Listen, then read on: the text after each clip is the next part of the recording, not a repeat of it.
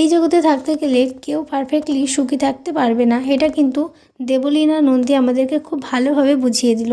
হ্যাঁ, হয়তো আমরা দেবলীনা নন্দীকে চিনি তাই আমরা তার কথাটাই শুনতে পাচ্ছি, কিন্তু কিন্তু এটা প্রত্যেকটা মানুষেরই কথা, প্রত্যেকটা মেয়ের মনের কথা সে কিন্তু লাইভে এসে বলে গিয়েছিল।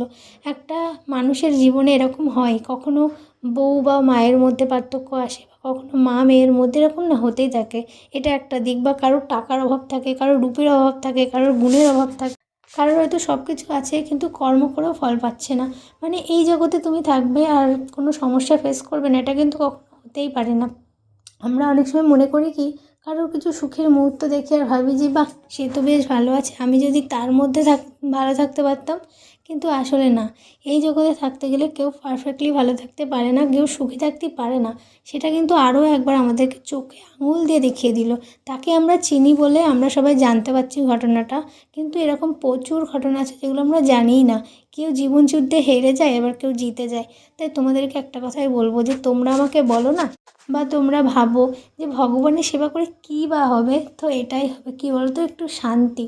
কারণ এই জগৎটাই এমনই নিয়ম যে একটা মানুষ কখনো সব কিছু নিয়ে সুখে থাকতে পারে না। সবার জীবনেই কিছু না কিছু খামতি আছে।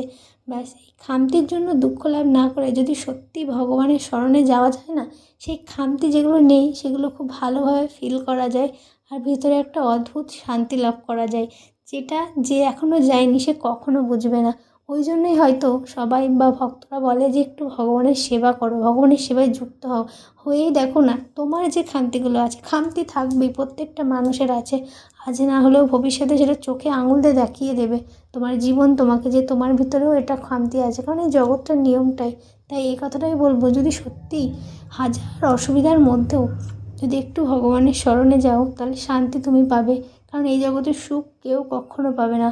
কারণ শেষে একটাই বলবো, মায়াবতী, গুণবতী, রূপবতী সবাই হেরে যাবে, জয় কিন্তু ভাগ্যবতীর হবে। আর ভাগ্য